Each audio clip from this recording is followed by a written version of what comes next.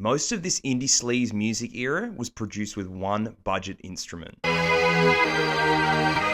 That was called the Korg Microkorg. The Korg Microkorg was released over 20 years ago. This budget synthesizer defined so many artists from the period. Bands like LCD Sound System, Yeah Yeah Yeahs, Grimes, MGMT.